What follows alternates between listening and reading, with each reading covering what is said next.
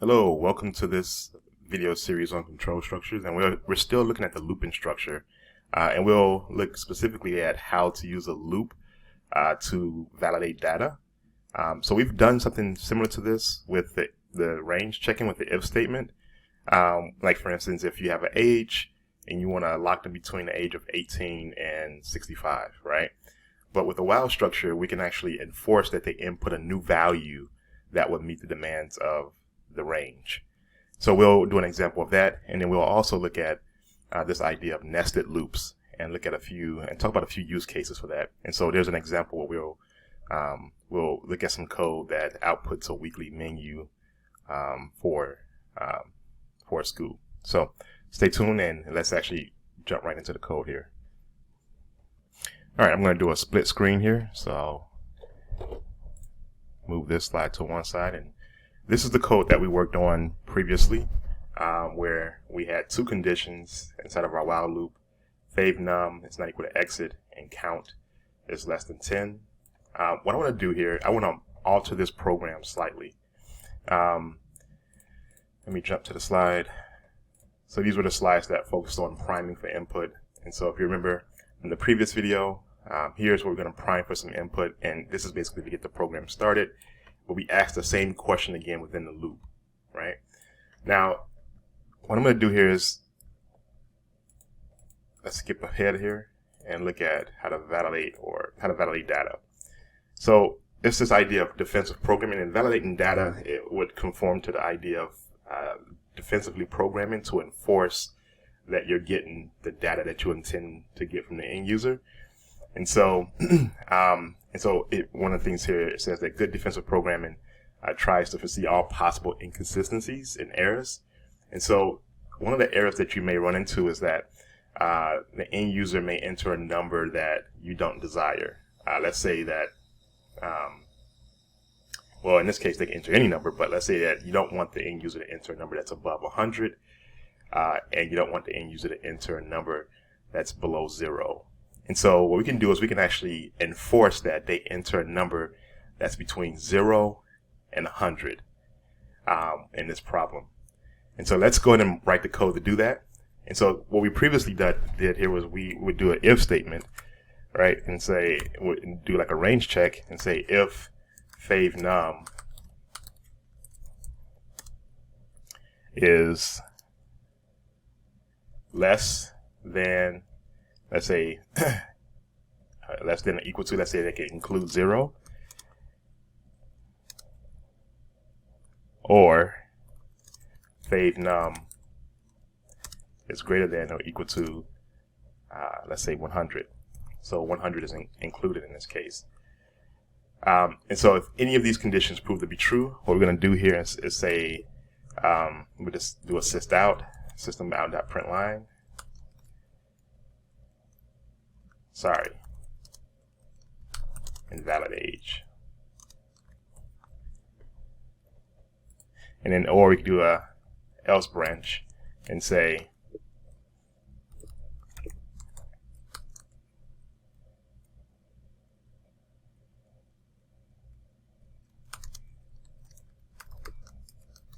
good age. Now, I'm not sure why I'm using age here when it gets enter number, right? Let's just do invalid number, right? Number is okay to enter.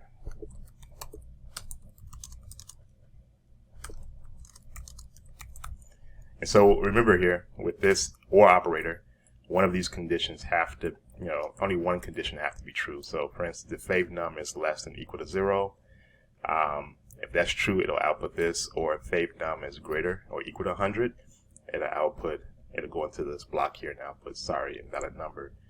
If none of these conditions are true, it'll skip this block and then go right to the else block here and output this statement. Now, this here will let us know that, hey, the number that is entered does not meet the demands, but it doesn't change fave num. And so it doesn't actually defensively program, or it doesn't enforce the data that we're looking for. So in this case here, what we want to do is, there's a way that we can actually ensure that we get a number between 0 and 100, and we can use a while loop. And so what we'll do is we'll change this here and say I'll just delete it and start over.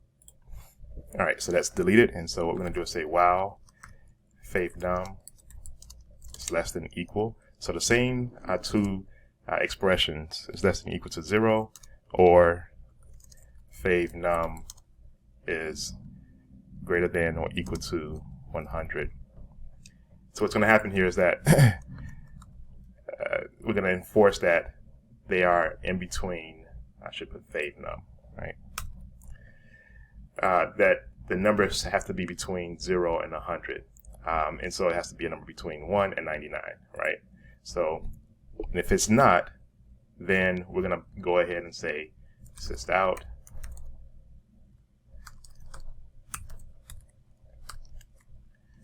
invalid number. Please enter a number between 1 and 99. And then here, I'm just going to copy this so it gives some instructions on what to do. And so what this here is going to enforce that it's going to lock them into a loop until they actually enter a number between 1 and 99. So this is different than checking the range with an if statement, because with the if statement, it only executes once, but it doesn't actually change the value. It just basically, you can do some output and say, and notify the user that they don't fall within the range. But this here is going to ensure that they will always enter a number between 0 and 100. In this case, they'll have to enter a number that's that's going to be either 1 or up to 99. And so this would be validating data. All right. So let's go ahead and save this and run our program and see what happens. So here we get our prompt to enter a number or enter -1, because these two things are still at play. So we get 10 tries to do this, or we can enter up to 10 numbers, right? But in this case, we're going to just test out the functionality for validating this data. So here we'll enter in, let's say -1, right? All right, so we enter -1, and we should get invalid number. Please enter a number between 1 and 99, right? So if we enter a number that's between, let's say, 99, let's actually enter 101, right? We're outside of that range, so we should get invalid number again. And then if we enter, let's say 0, right? That should also give us an invalid number. Now let's enter a number that's actually inside of the range. So let's enter, let's say 2, right? That's acceptable. So it actually moves beyond our looping structure that is validating this information and goes on to this structure here and goes into the block. Now, one thing I want to point out is that this only validates on the initial run of the program. And so when you start your program, it'll start at the very top, it'll go down, it'll have you declare your variables, it'll do the output, and then it'll hit this validating data, but it only checks once. If you wanted this program to ensure that they always enter a number between 0 and 100, you would also have to put this looping structure within this while loop. And so this first while loop will run, it'll check these conditions, and then it'll check these conditions. And that's called a nested loop. And we're going to talk about nested loops in just a second here. But the way this program is set up is that it only checks the range between the numbers between 0 and 100 on the first run of the program. And so if you were to put this while loop instead of this looping structure, then you would have to change the sentinel value because -1, we're negating that they can't enter that value. So you have to choose a different sentinel value.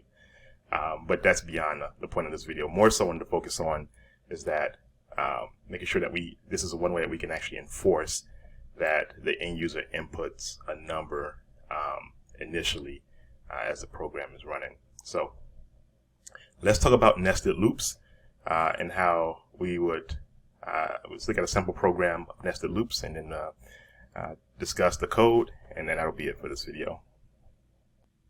All right, I'm going to step back. Well, let's see here. Yep, here we go.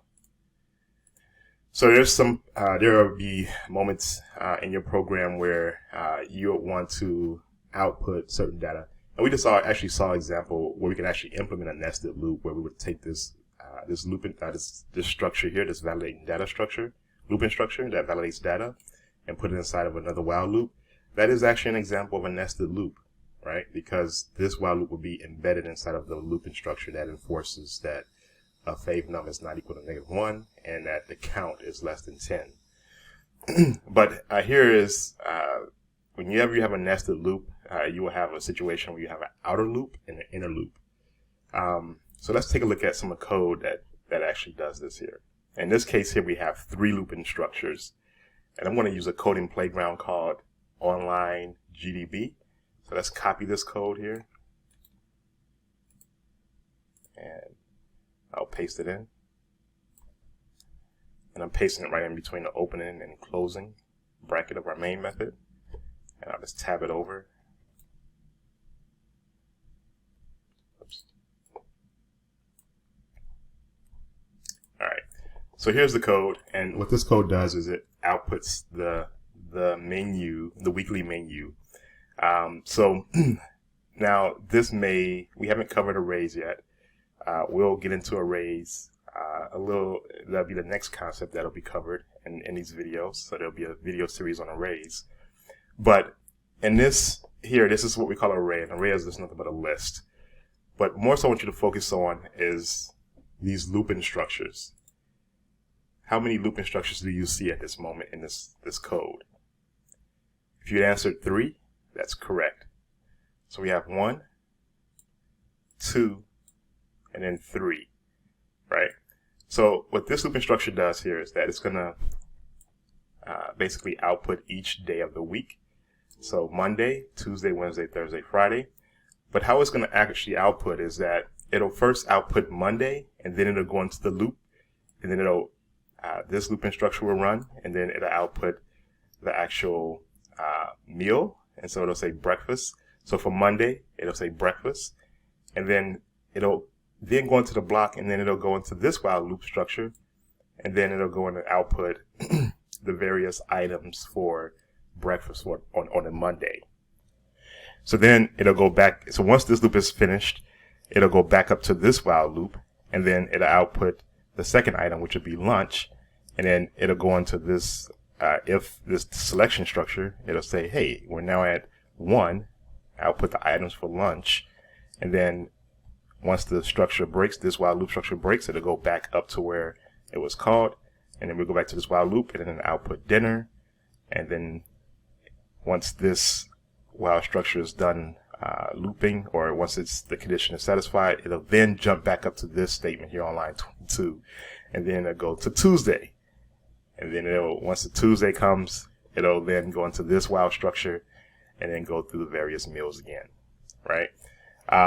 So to start with breakfast, and then breakfast will get all its items, and then it'll go back up. It'll say lunch get all of its items, and then dinner, and then it'll eventually break out of this condition, go back up, and then we're on Wednesday.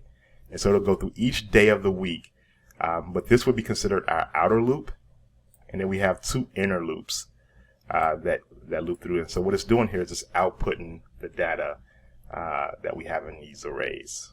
So this would be a good problem to actually step through with a debugger and to see how these variables are being assigned a value. So let's go ahead and run this and look at the output here.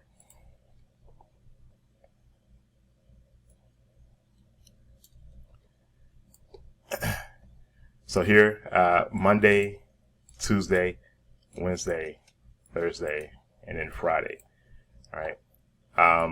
Pretty boring weekly meal if you're eating the same thing every day. But nonetheless, this is an example of nested loops where we output the day, and then it'll go in and output the meal, and then it'll output the items. So 3 loops to control the output of data. What I would say do here is study this looping structure, all right, understand what is happening here, and then play around with it, change some things, see if you can add some new arrays after we cover this material in later videos. But so just to reemphasize here, this looping structure is controlling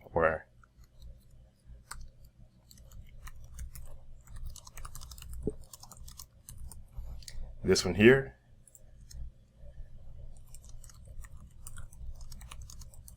The meals, and then this looping structure here is controlling the items.